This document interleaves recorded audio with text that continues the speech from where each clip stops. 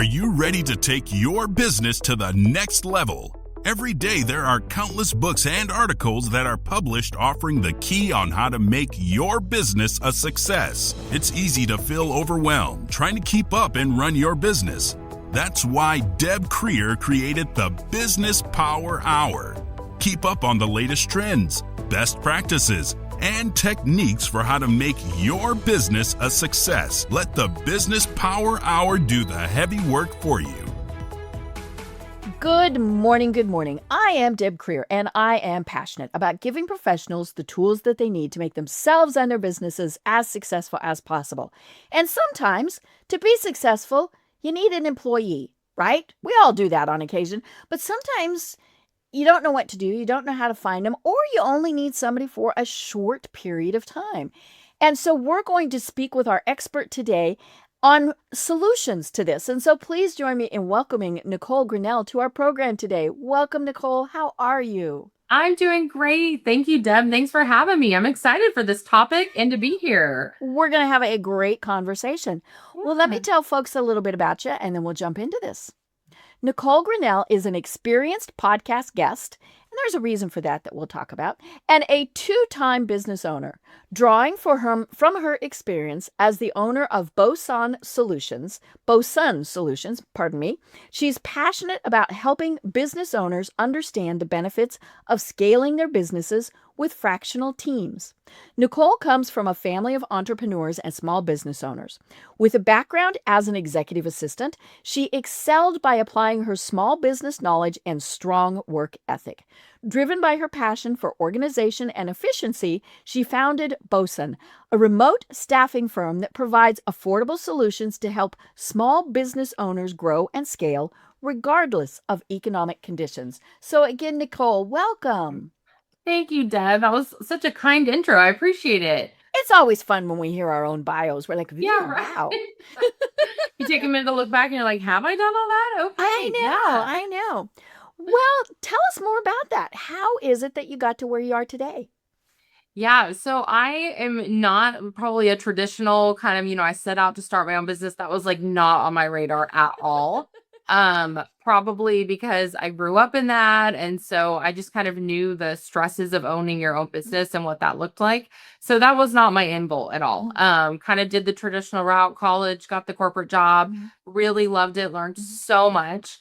But what I really did feel that I came out with is I had two very long-term and in-depth perspectives on both corporate and small business. And so how it really manifested was I was an executive assistant for an owner. He retired. And so I thought, well, maybe I'll become a virtual assistant. That was kind of a buzzword 9 or 10 years ago.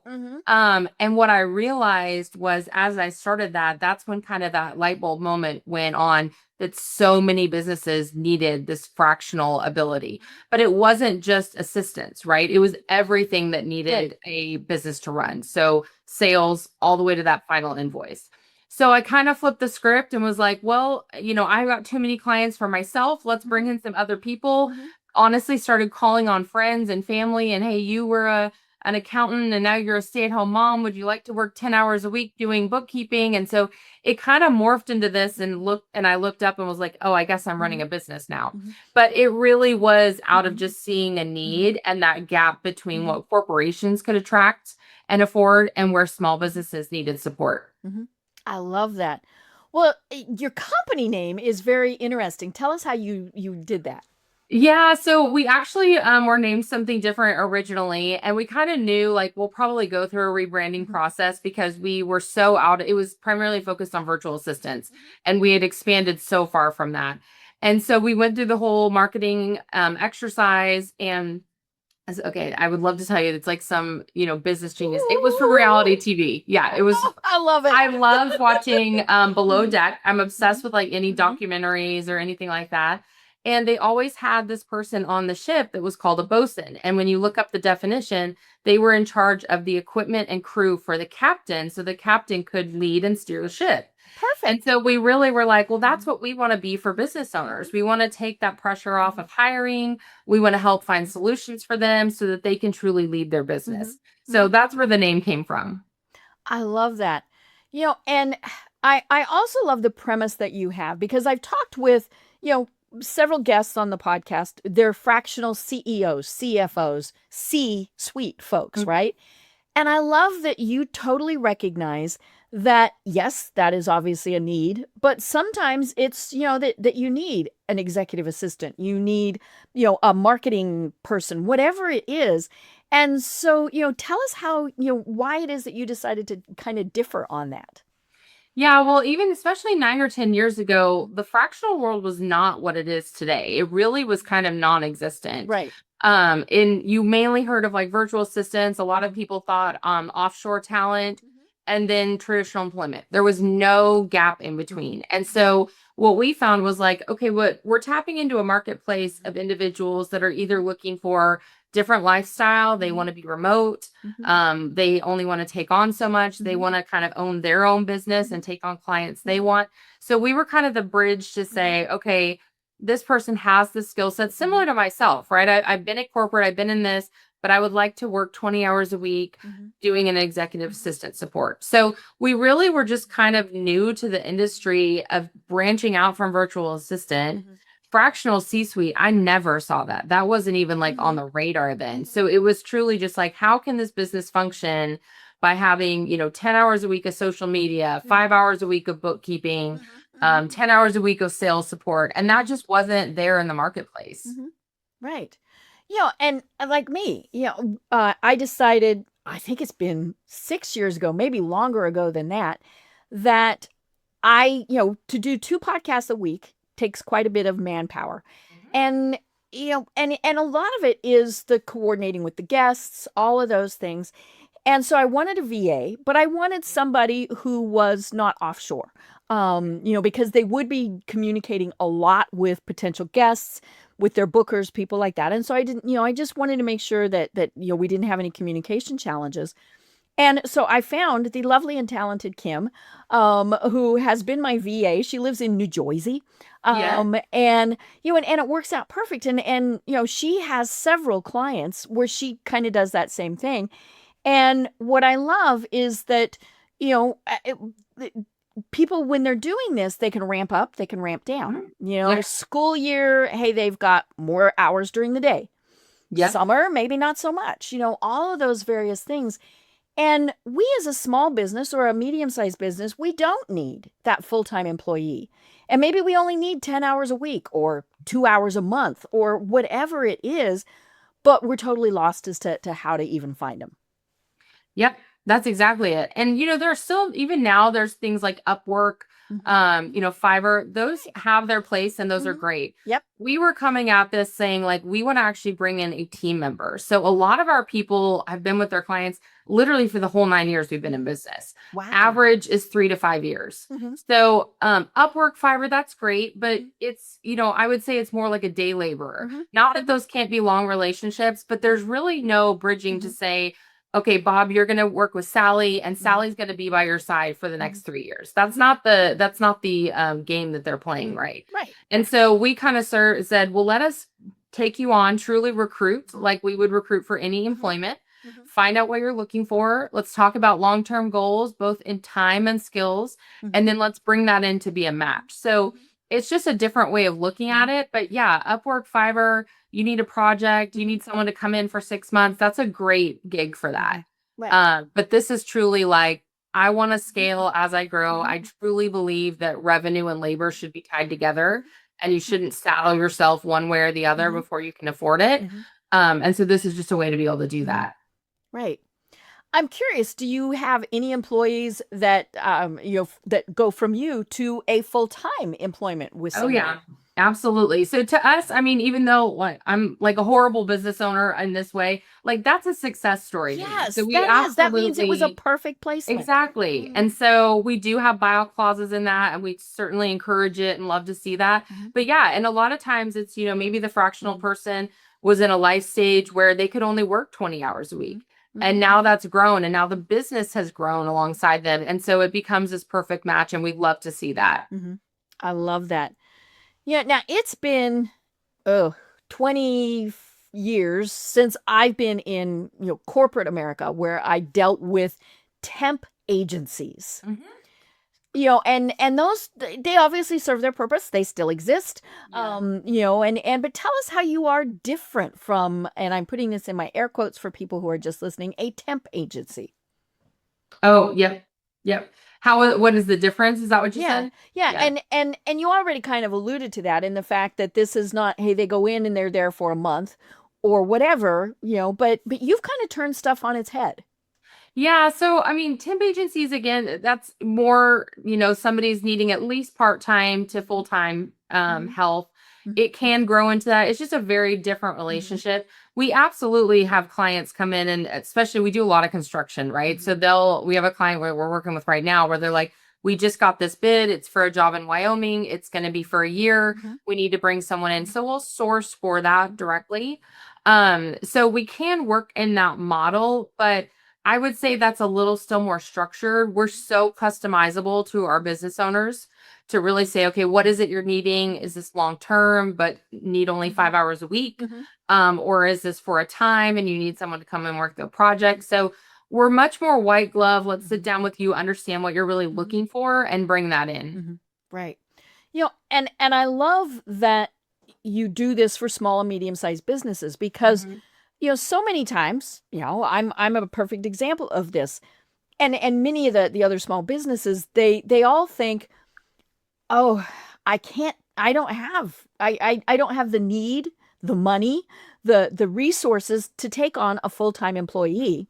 So I'm just gonna keep doing it myself. 100%. 100%. Yeah. So how do you're at a networking event. How do you speak to those people?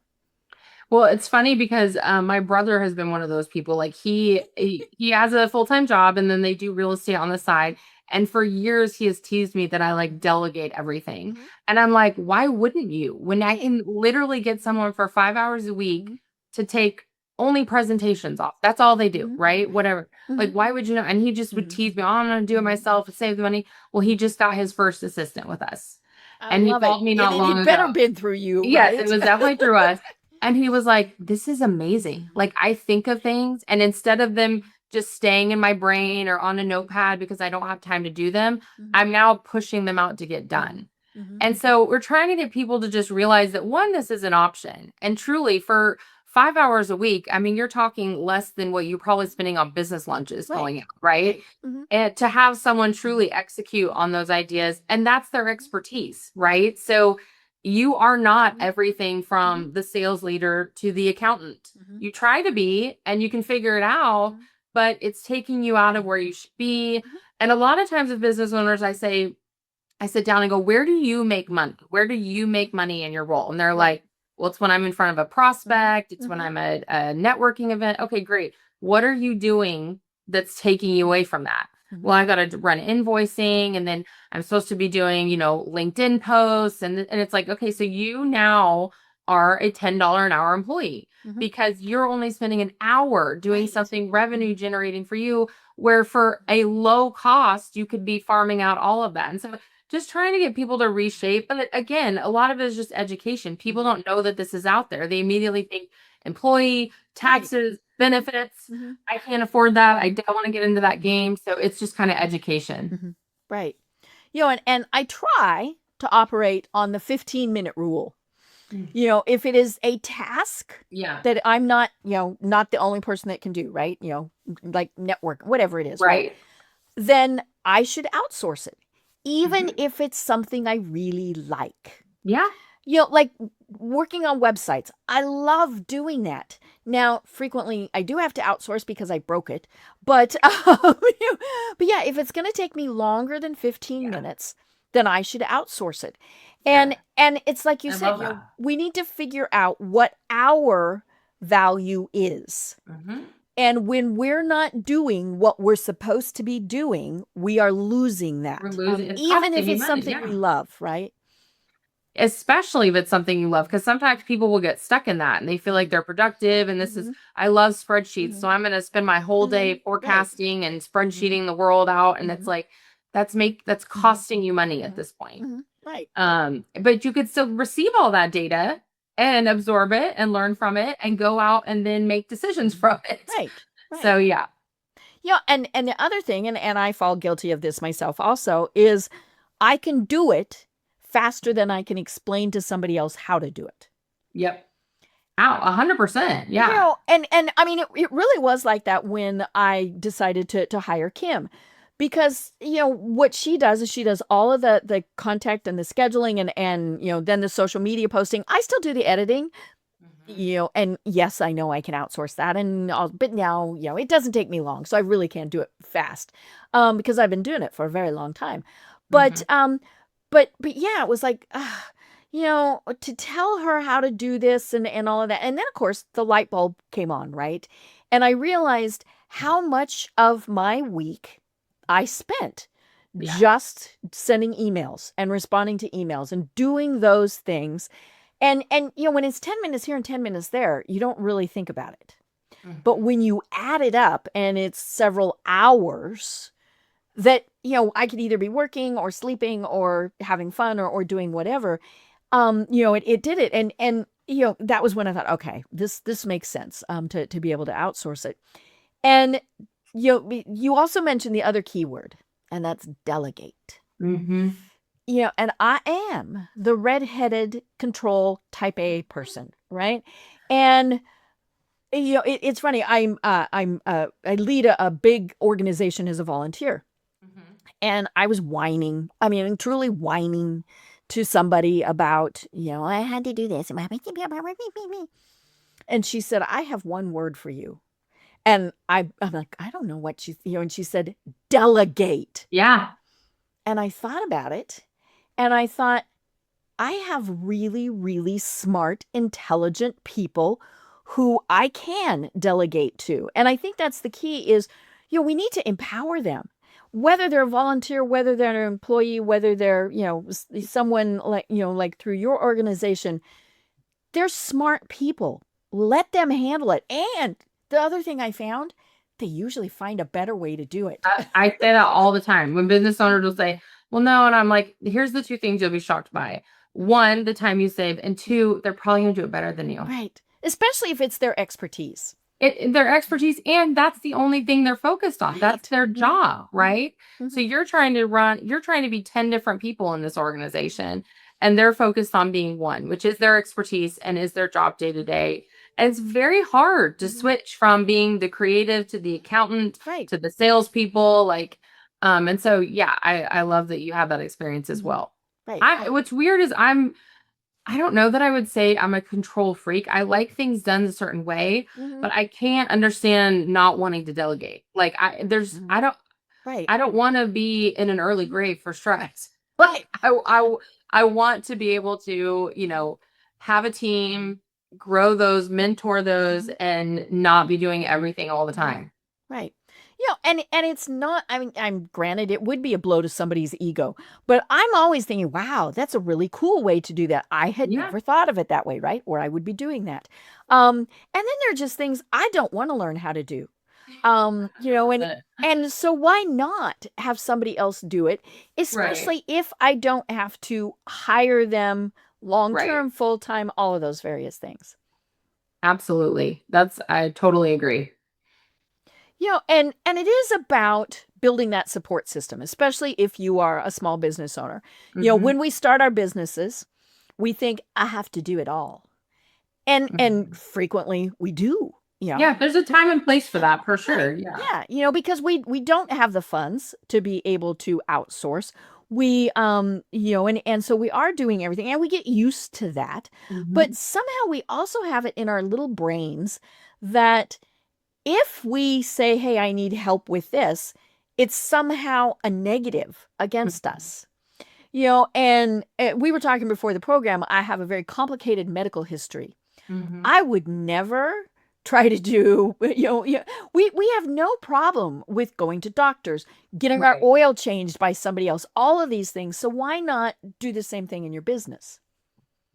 Yeah, and I think a lot of times it even comes down to just fear, right? Whether it's fear of the finances, fear of bringing in a team member, which is another thing we try to walk clients through is, working with someone who this is their expertise. So much like you said, like Ryan doing an oil change, could you YouTube and figure out how to do your oil and maybe change it?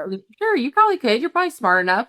but how much faster, Mhm. how much Right. security you have in knowing that someone's an expertise. You Right. didn't accidentally unlock the radiator fluent and, Yeah, all the things. and then you've got a really big Then bill. you've got a big problem. And so, working with someone who does have that expertise in recruiting, Mhm. hiring, Mhm. managing people, and can kind of serve as a partner to you can also take out some of that Mhm. angst and fear. So sometimes it definitely is control, but I think a lot of it with clients is just fear. Like they truly are coming at it, especially if you haven't had an employee.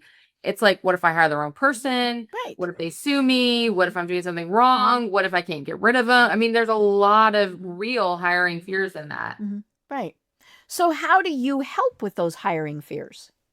So a lot of it is truly just kind of walking them through that, like, we are there to support them. So one, if we're recruiting for you, even a direct hire, this is our day job, right? So we're kind of weeding out red flags, so to speak, meaning people that are not going to be qualified, things that we don't think are going to fit in your culture that you're looking for. That's a big issue. And I think an important issue. So personality tests, reference checks. So we're doing kind of all that legwork and then bringing you just kind of the cream of the crop. And at that point, if you're deciding on who's going to work best with my organization, other leaders, etc.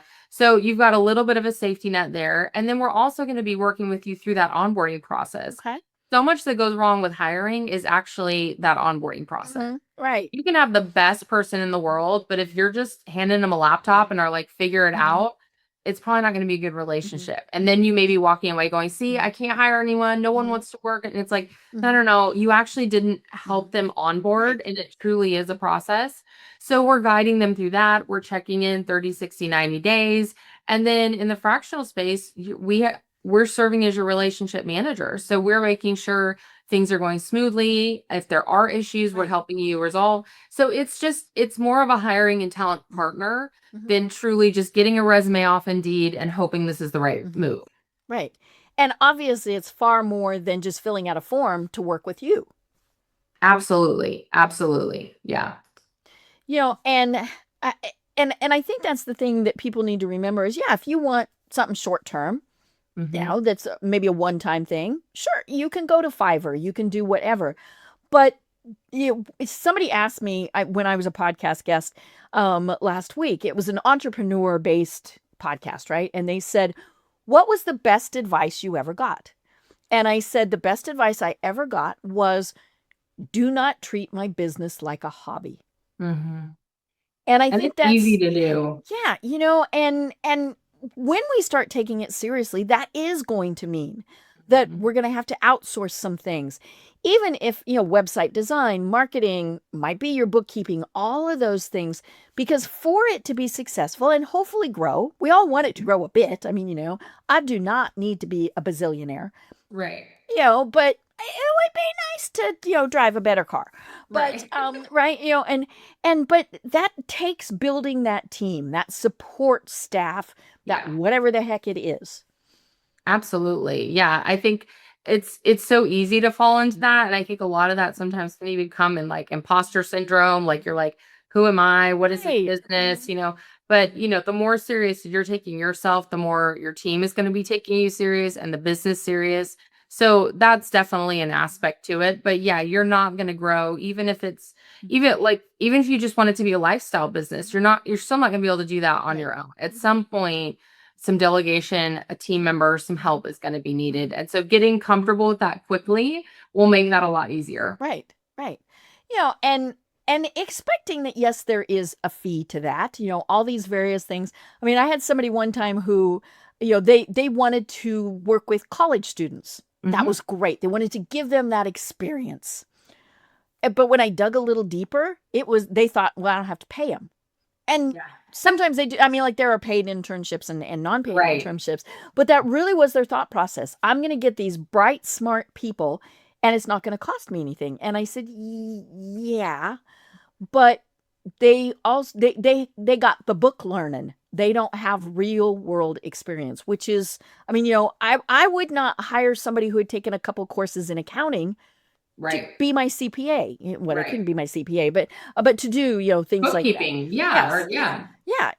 And so there is that mix. Now, I'm fine with, working with somebody who is a little bit less experienced to give them experience. I had a logo designed for one of the businesses that I run. And I worked with a college student. She at that point was a student at SCAD, which is the design school here in the South. And she hit it out of the park. I mean, she designed a really great logo. And I obviously paid her. I mean, this was not an unpaid thing. But along the way, I also served kind of as her mentor. I said, okay, honey, for one thing, she wasn't charging nearly enough. Right. And I said, you need to do this. She didn't know how to do a contract. Yeah. And I said, don't they teach you that? Yeah. And she said, no. Which that's a whole different conversation as to how we're not, teaching these kids Oh, the yeah. business skills. But yeah, I mean, I'm fine with that on occasion, but the person who manages my website is somebody who has been doing this for many years and can fix it quickly and all of those things and knows exactly what's going on. And so yes, I pay her more for that. Yeah, I always tell clients when they're coming in, especially in that discovery call, what they're looking for is you're either going to compromise or time or budget, and time meaning experience, really. Mhm. And I say time because it's the time you're going to have to get them to where you want them to be. So sometimes people will come in and say, "Oh, I need a general manager. He's got to run everything. I need to take a step back. He's got to know this." And my budget's $40,000. And it's like, that's not realistic. So we're Yeah. So sacrificing you on want them budget. for 1 hour a week. Right. Exactly. So it's like, okay, well, your sacrifice is going to be budget. If that really is your budget, Mhm. then you may need to be bringing someone in that's greener and that you're training up to become that GM, right? And so your compromise is going to be spending time with them, mentoring them, training them to get them to where you want to be. So both options are great. Other times clients come in and they're like, I need somebody day one walks in, brings value, and we're like, perfect. That's at this number. Right. So we kind of just walk clients through that because, the worst thing is just unrealistic expectations. And so we're very upfront with that. And when we kind of go into our sourcing, we're all agreeing these are the parameters and we agree this person is out there and these are realistic expectations, both in job description and compensation for this Right. role. Right. How do you find, we talked about your clients. How do you find on the other side? How do you find the people who are going to fill these roles? Yeah, so our candidate attracting and talent attraction is just as important to us as bringing in Right. new clients. So Yeah, we're because doing a if you lot of don't have trade. great talent, you're not Right. going to have clients. Yeah. So we're definitely, I mean, we use traditional staffing boards as a great applicant tracking system. But primarily we are doing a lot of headhunting. So that can come in the form of, working with college careers, doing a lot of LinkedIn outreach, trade shows. So there's a lot of ways that we are still attracting and talent and working with talent. A lot of people, we call it kind of like our pocket listing candidates. So they're like, hey, I'm not looking, but if you ever find this is what I would love to be my next step. And so we're kind of keeping candidates warm in that and presenting opportunities. So that's another reason, working with a staffing partner is helpful because they've got a pulse on the market. They can easily tell you, hey, you're out of line on what your expectations are, and here's why you've probably failed. Here are some opportunities and some options within what you're looking for. And so we're just, it's like anything. This is our day to day, right? So we've got more of a scoop on it than you, who is, an IT company and can't figure out why they can't find a good executive assistant. Right. Right. Yeah. And some of it, I mean, like, back to my own experience, I tried several times to hire a VA for several things. And I was vague. I need you to do X, right? And when I finally sat down and wrote a job description, which is what they needed, right? And I don't care if it's, they're working for you an hour or they're working for you 40 hours. They need a job description. That's when things started really working. And that is also what helped me to determine how much time I thought it would be, what the parameters would be, and all of those various things. So it was just wrapping my head around that part, Which, if when you're doing it for the first time, that's really hard because, Oh yeah. you're like, well, I respond to 2 emails a day. Oh, wait, it was 10. Yeah. Or whatever it is. We don't recognize what it is that we need and what the skills and talents are that we need. Yeah, and that's actually a lot of what we do with our clients coming in initially is just breaking down kind of like we mentioned earlier, like, okay, well, where do you make money? Now let's try to get you there at least 80% of your time. What is taking you from that? So tell us more what's on your job list every day, every week, every month. Mhm. And now let's start building out job descriptions. So you've mentioned social media you're having to do. You've mentioned some invoicing and accounting you're doing. Right. You've mentioned some sales support that you're needing. Mhm. So we can actually build out 3 different job descriptions. And now what was taking you probably all day is taking these people individually, maybe an hour a day. Right. Mhm. And so we're bringing them in for their expertise. That's taken off your plate. And now you are truly free to go, Mhm. okay, let me cast the vision for this company. Let me operate in that space. Mhm. And that's kind of our goal. And so much of what we do, I always say, like, it's not rocket science. It's just providing the Right. space Mhm. and Mhm. the guide to walk through that exercise because it's very hard to self-discipline yourself into that as a business owner. Right. And I'm guessing there's really nothing that is totally unique anymore. Mhm. You have, experience in working with something that was a close fit to it. So you can kind of use that as the start to build that job Mhm. description and all of those things.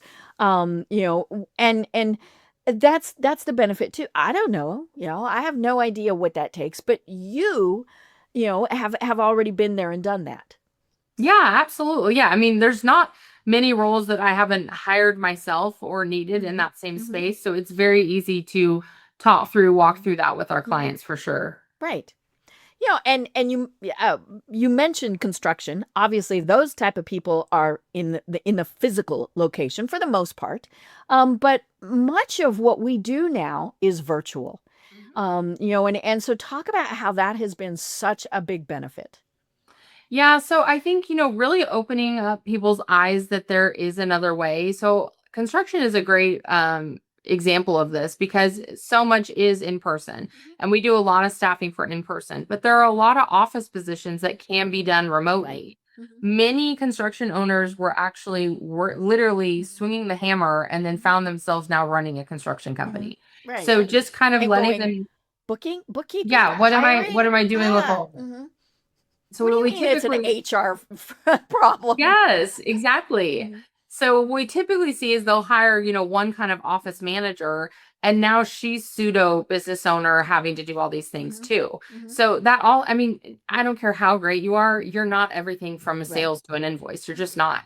And so, and not doing it efficiently. So kind of just letting them know, like, Mhm. hey, you don't have to find one person and make them do all things, which is what you used to do. But you can bring in people for their specialties, have that done remotely. Mhm. And even when we say remotely, a lot of times we're sourcing for people in the area. They're just Right. going to work in that Mhm. fractional Mhm. space. So they can be people that can still pop into the office. Social media is a great one, right? Mhm. Go out and visit job Mhm. sites, do that, but they're just Mhm. working in that Mhm. contractor Mhm. arrangement. Right, right. And about the only challenge for anybody working remotely now are the time differences. And you work predominantly in the US and we're not going to count Hawaii and Alaska. Mhm. But so there's just the four time zones. And so that's just, making sure that everybody knows what's going on. When I moved from Denver to Atlanta, I had one of my big clients because I'm a marketing consultant, when I'm not sitting in front of the microphone. Yeah. And one of my biggest clients was in California. And Mhm. I had been here, maybe 2 or 3 days. And they knew we were moving. I mean, they were my friends also. And so, Mhm. this was not a problem. But they called at 7:30 at night. Do you have your computer hooked up? And I said, eh. Yeah. Yeah. And I only answered because it was them. I thought, well, Right. must be something, right? Um, and they said, well, we sent you an email and you didn't respond. Yeah. And I kind of laughed and I said, tell you what, obviously emergencies are different no matter what. Yeah. And but you don't usually have a marketing emergency. Right. And so But now it could be, I mean, like your website might be down, whatever, Right. there are some things, but yeah, for the most part, you're not. But I said, I'll make you a deal.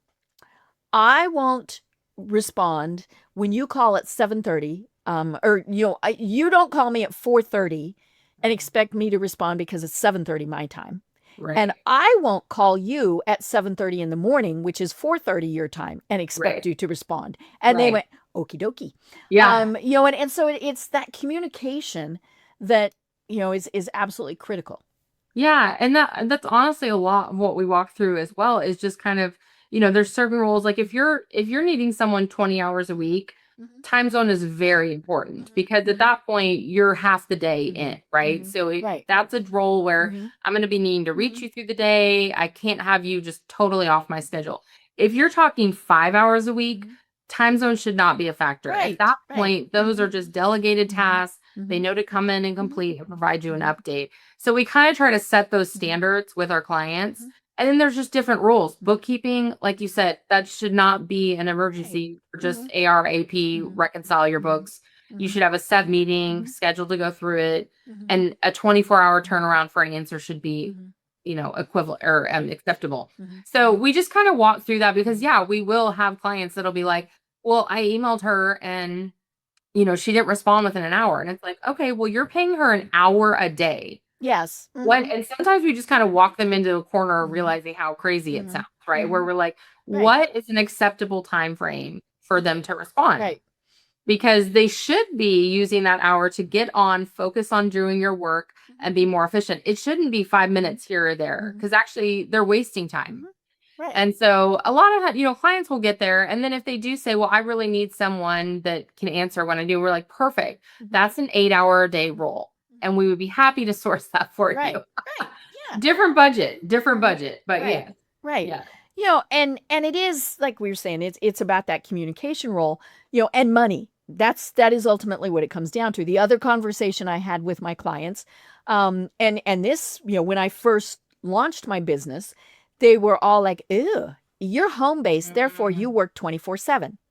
Yeah. Which I did for a while, right? Yeah. Until my little nose was worn off because it was, on the grindstone all the time.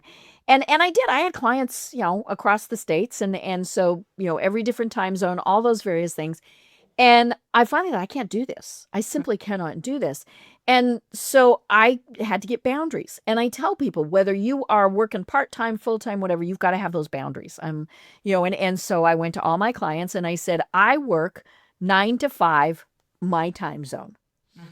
And I said, things happen. If you need me evenings, weekends, or holidays, I am more than happy to do that. But it will cost you double. Yep. Once in 20 years Yeah, have we exactly. actually had something where it was like, oh my God, I need you right now. And Yep. they did. I mean, it really was, something that was happening that we really needed to do. But yeah, I mean, it's about doing those. But it comes back to, when you're first setting this up, think about, okay, it's a bookkeeper. I really don't need them, to Right. be on call.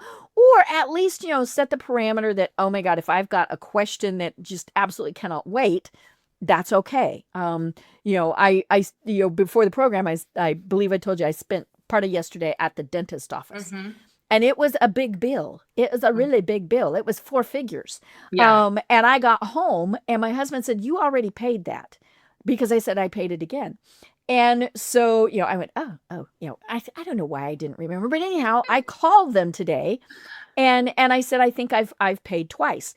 That is something you need, immediate access on, and because if they had outsourced it, they would need to call whoever they'd outsourced it to and say, we need you to answer this question now. It can't wait because we could lose these people as a client. Okay. I've told my clients, if you need something right away, the first word of your text, your email, or your voicemail message is urgent, because then I pay attention to it. Otherwise, it just goes into the workday flow. Yeah, absolutely. Yeah. And a lot of times what we teach the contractors or the candidates too is like, just acknowledge that you received it, because so much of the business owner fear is like, Yes. I just When sent this into an yeah. abyss. I don't know if it's getting done. So even just a simple reply, Right. received, we'll have this done by tomorrow morning. Right. Received, I'll give you an update by end of Yep. day. Like that just calms the business owner's Right. nerves. And I think that's given my seat of both being an EA and being a business owner. I would like, I thought I was a good EA then. I would be a fantastic EA now Of because course. now I've sat in that seat and I know what it's like to feel like I just need to know it's taken care of. And something I say a lot to my kids constantly is like, just think through what this person wants the solution to be. Think through the problem, right? So don't come back with, oh yeah, I already did that, but I didn't tell you. Well, they need to know that. They need to know the resolution. They need to understand it. So a lot of what I do with even the candidates is just coaching them through that. And then on the business owner side, what's realistic, right? We're also not running like a sweatshop here. So this is realistic for what you're wanting and can expect. And this is realistic talent that you should be doing for the business owner to feel comfortable. Right. And from the worker's perspective too, it is in, setting those boundaries and keeping them, because, we call it scope creep. Where, I would just do a little bit more. I would do a little bit more. And then pretty soon you're working 5 hours a day when you were supposed to be working 1, and all of these, folks, no is a full sentence. Now, in this case, you might need a little bit more. But, like you said, to say, I will get this, to you tomorrow, or, and then if they say, oh no, I need it right now, that's different. But it's also, if you've got the client who is everything is an emergency, then you need to have a different type of meeting, because everything is not an emergency. Yeah. And I've had clients like that where I'm like, oh, absolutely. Yeah, no, it was not an emergency. Yeah, absolutely. You said something, you just kind of tossed it in there, kids. So you do have kids. And so talk to us a little bit about, how all this works with having a great family. Yeah, well, and it's funny too, because when you were talking about the delegating, I was literally thinking, because I have friends that like won't give their kids chores because they're like, well, I can do it faster and they're messing it up. I was never that way. Those kids are working since they were born.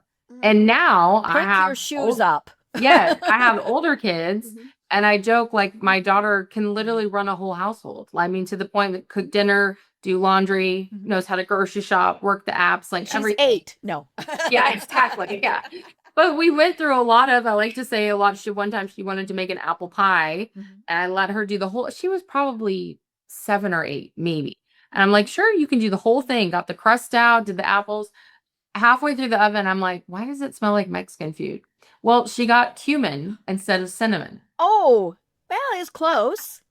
So you're going to, even with employees, you're going to eat some cumin pies occasionally, right? But the payoff. That's how you learn. That's how you learn. And now I can literally say, hey, I'm going to be late. Can you go ahead and start dinner? And she can make that, top to bottom, and it's great. So you're going to go through that a little bit with your employees too. So I just say that with kids, because I always encourage parents to like give your kids responsibility and chores, and it definitely pays off. But yeah, I mean, I have a great family and great kids. They're so supportive of everything that we do.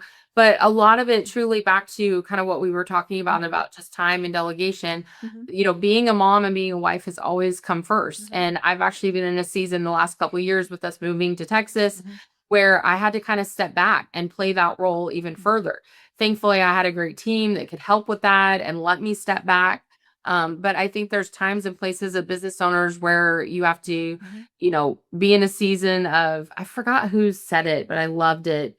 You're never going to be able to do it all. And there's going to be times, I think it's Betsy Itzler, where you literally have to tell sometimes your friends, family, or even your team, I'm going to go out of balance. I have to go out of balance for X. Right. It could be a move. It could be health. It could be kids, whatever. I'm going to go out of balance. My goal is to come back into balance, and whether it's lead the team or be there for family. But I think if you can communicate that through your life and know, like, this is for a season, don't get stuck there. Right. Then that helps everybody kind of know what's going on. It's not that like mom has left and now you're fully in the business and we have a workaholic mother and she's never going to, there may be a season of business that you have to be in that. Right. So I think just a lot of communication, but overall I have a great family that supports what we're doing. And, and I've been blessed to be able to take some time back these last couple of years to focus on them. So I think as a woman and a mother, you're kind of juggling in all worlds at all Right. time. You're just being plugged in where you're needed. Right. And I don't have kids and but I always, I know how important that is. I've had podcast guests who have canceled at the last minute because something happened with their kids. Yeah. Oh, yeah. I am never, ever, ever going to be annoyed at that. Even, Right. okay, so I got an hour back out of my day, right? Yay. Right. But, I tell them family always comes first. Yeah. And I often get, really? I'm like, yeah. And Yeah. and I don't care if it's your kids, your parents, whatever. Family's got to come first. And to me, that's just the example that we need to set for everything. Absolutely. I mean, we just got our son off to college. This was the first one to leave. Ooh. And, when he was leaving, my husband and I were just like, I'm so thankful that we don't have any regrets in raising him. We didn't take the vacation. We didn't spend time. Right. We wish we had taught them more. I mean, you always, as a parent, you're never sending them off like Mhm. perfect. There's always Mhm. things. But in the whole of it, Mhm. we have a good relationship with our kids. We did take the vacation. We did take the Fridays cut out early to go do things with them because, again, that was only for a time and we knew we were only going to have that. Mhm. Now we're looking at a very different season. Both kids are about to be in college. Oh, Well, my. work can be more of our time, right? They're not Which here you day to need day. because you got kids in Hey. college. Don't get me started. I'm like, I thought they were supposed to get cheaper. Like, I have to Yeah. keep working to pay for them. So, but yeah, so I think just always keeping your priorities like first and forefront in whatever you're doing Mhm. will help you even kind of like bridge that feeling of like, oh, I should be doing this. It's like, no, no, no. This is for that season. Get through that. And the next season, maybe different priorities. Right. And keep that in mind with the people you're working with, working for, all Oh, of those things. absolutely. Absolutely. Yeah. Yeah, and I mean now, this is a funny. I was, doing a podcast one time and my guest, she was getting the kind of alarmed look, right? Mhm. Now we've had cats appear, we've had all sorts of things, and Right. all of a sudden she says, "Oh my God, I'll be right back," and off she went, and I was like, okay. I mean, I hit pause, and Yeah. and she doesn't come back, and she doesn't come back. Now it was not. I mean, it seemed like a long time. It Yeah. was not, and then I could hear small child crying. I thought, oh Oh, dear. yeah. And but until then I was thinking, do I need to figure out how to call 911? I mean, I had no Right. idea what happened, right? And and she came back and it was 5-10 minutes. I mean, not a long time. Yeah. And and I said, is everything okay? And she said, oh yeah, I watched my daughter fall down the stairs. And I was like, holy cow. I said, you understand this is not important. Right. Yeah. We can We either can pick, wait. yes, Yeah. we can either pick this up or start completely over. This is not. Right. And out of her mouth comes the words, oh, it's okay. She's over there in the corner with an ice pack. And what I said was, not your first child, is it? Yeah, exactly. But yeah, I mean, and I've had to stop podcasts before because, things have happened, especially with kids. I mean, Yeah. where a small child wakes up and does not want Oh, yeah. whoever the other parent is. No, I want that one. Yeah. And my favorites are the ones who say, they have a sign on their door that says, unless you are bleeding a Oh, lot, yeah. do not interrupt me. Yeah. Yeah. But Oh, yeah. yeah. I'm definitely leaning towards that parent. It's Oh, shake yeah. it off. You're fine. Look me in Yeah. the eyes. You don't have a concussion. Okay, go along. I know. I'm an only, but my husband is one of 9, and he's Oh, 8. wow. He's 8 out of that, right? Oh, And wow. he jokes that they did their own stitches. And Seriously. yeah, but yeah, if somebody and I, they don't have to tell me why. It's just my family needs me. Okay, Yeah. well, and I have said reschedule when it's convenient for you. I mean, don't because I don't know. I don't know if this is something that's an hour or could be something catastrophic. This is not the end of the world, folks. We're not doing, I like what I do, but it is not changing the world type of things. Yeah. And I think that honestly, I feel like post COVID, people got a lot more empathetic. I don't Yes. really know why. Mhm. I mean, I know why initially, but like pre-COVID, I feel like if we ever did a client call Right. and like you said, the Mhm. the candidate had a kid fall down, it was like so unprofessional. Oh, yeah. Could not believe that this would be happening. And now, I mean, kids are like in the lap. Mhm. on the phone, and everyone got a little more empathetic. So I do appreciate that. You still, sometimes we have to go, hey, this still is a professional environment. Like, let's like get dressed, brush your hair, no pajamas. like let's still be professional. But for what you said, like things happen. I mean, even this morning I was doing another podcast this afternoon, and she said, I'm so sorry, something came up with my kids, I'm gonna have to reschedule. And I'm like, yeah, I get it, totally happened. Yeah, so I appreciate that it did make us all a little more empathetic to working at home, working remotely, trying to manage both of those things. Right. So in your intro, I mentioned that you are a two-time business owner. You actually do have another business that you're running at the same time that you're running Bosun. Tell us a little bit more about it. Yeah. So again, just with the whole figuring out the problem solving, one piece that I really did see was while we were providing fractional social media support, which was great, it still was not really doing that level of marketing and sales support that business owners needed. And what I would hear constantly is, and I felt the same way, is if I sat down with a prospective client, it was a pretty easy close rate. I could understand what they needed. I could talk through the solution we could provide, and we could bring that in. But how do I 10x that? I only have so much of my time. There's only so many networking events I can go to. There's only so many ways to ask for referrals. And so podcasts were starting to come up at that time. This was 8-9 years ago. And so we started getting our clients on through our staffing services, which didn't make sense, but we started getting them on shows and teaching them how to really use podcasts for a number of things, learning to be the thought expert, referrals. It really was online networking. And so we kind of developed this program. And so we were doing this sort of underground with the staffing company. And I was actually listening to How I Built This, which is one of my favorite podcasts. And I think it was Bombas socks. And they were talking about how they had a product for a while that didn't belong in Bombas. And the whole time he's talking, I'm like, that's what our podcasting service is. It doesn't belong here. It's almost a PR agency. We're staffing. And so we decided to branch off, and we made Mic'd Up Booking.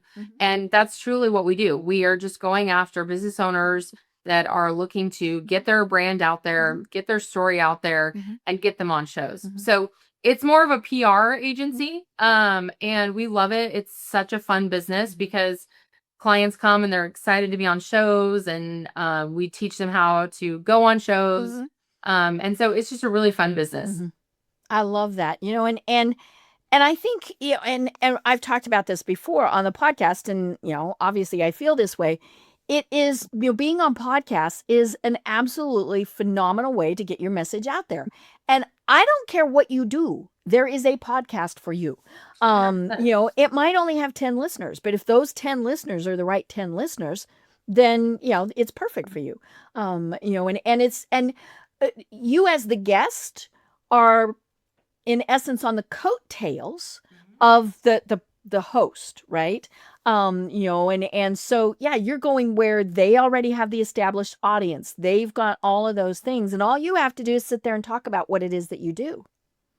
Yeah. And the other piece that we noticed true was that the hosts were in a space that they were wanting to connect people. So we were really saying, okay, now we really want you to build a relationship with that host. Right. They've just heard what you do. They're probably spinning their wheels going, I know somebody who actually could use this.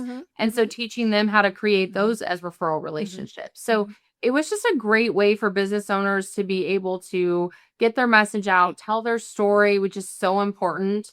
And obviously turn that into sales. Right. Yeah. I mean, and that's it, is you're using this as, a networking tool, and I do a lot of guesting talking about my journey with cancer, because, there's all sorts of things that we can all learn from that. And so there's a ton of different types of podcasts that I do, but it's a great way for me to reach people with what I want to talk about. And it's fun. Now, you do have to know what you're doing. I have had some guests on this podcast where I'm like, and it's really funny. I've had several people who it has been their very first podcast. I'm perfectly fine with that as long as they've got the good mic. I mean, all of those various things. And I like to help them along. And my goal then is to make it where they go, oh, that was fun. I want to do it again. Yeah. I don't ever want them to say, "Oh my God, that's horrible. I am never doing another podcast." Yeah. But yeah, it's always a lot of fun. It is. Well, you're a great host. I mean, I definitely Thank have you. gone in some ones where I'm like, I feel like I should be hosting this. Like, what's happening here? So you do a great job of making Mhm. people feel warm and welcome. Oh, But thank it you. is. I mean, and that's a lot of what we coach our clients on is like, Mhm. hey, this isn't a commercial, Mhm. it's a Mhm. connection. That's a Right. big thing for Mhm. us. So, like, Mhm. don't go on Mhm. selling the sham wow. That's not what Mhm. we're doing here. Like, tell But your wait, there's story. more. Exactly. And we do see that. We're like, this is Mhm. a Mhm. conversation. Be Mhm. thoughtful, tell your Mhm. story, ask questions, Mhm. so, but we do have to provide a lot of guidance because either people are frozen or they want to be a total commercial. And Mhm. so we're trying to Mhm. hit that middle Right. ground that listeners want to hear. Right. Right. Well, oh my gosh, Nicole, we are amazingly at the top of the hour. And so for people who are saying, I need time back in my day. I need to be doing this. I don't need to be doing that. How do Mhm. they find you and what are the services that you provide? So that would be great. I would love that opportunity to get to meet with anybody over there. So bosunsolutions.com is our staffing business. And then mikedupbooking.com is our podcast business. Great, great. And so, how do you work with folks on Bosun? We kind of went through it, but tell us just a little bit more detail. Yeah, so we can help with any of the fractionals. So, like what we discussed about as little as 5 hours a week of executive assisting, Mhm. sales support, marketing, bookkeeping. And then we also do traditional staffing. So, if you are needing that fuller part-time Mhm. hire in office, Mhm. we can help with that Mhm. recruiting as well. And we Mhm. do a flat fee. So, a lot of Mhm. people shy away from it because they're like, I've heard that's 30% of Mhm. salary. It's not even close to that, or it's a flat 7,000. So, Mhm. it's a Mhm. great way for people to be able to have a partner in that, Mhm. have the recruiting taken off your plate. Again, you're not a recruiter. Mhm. Like maybe you don't even have an HR Mhm. team. So this is someone to truly Mhm. be a partner. But really, any talent need that you have, even if you want to just brainstorm what Mhm. that next role should be, we would love to connect with you on that. I love that. And you do work anywhere predominantly throughout the US? We do, yes. Great. I love it. I love it. Well, this has been so much fun and I look forward to, maybe talking with you again. But until then, do you have any final thoughts that you want to leave everyone with? I would just say, know that there is another option out there. And if you're finding yourself literally pulling your hair out, working 15 hours a day, but still are thinking, I can't afford a full time employee, there is another way. And there is support, and delegation is your very best friend as a business owner. Oh my gosh, I love it. Well, I am Deb Creer. I've been having so much fun talking with Nicole Grinnell of Bosun Solutions and Mic'd Up Booking. And until next time, everyone have a great day. Tune in for our next program for even more trends, best practices, and techniques for how to make your business a success. The Business Power Hour, hosted by Deb Creer, is proud to be part of the C-Suite Network.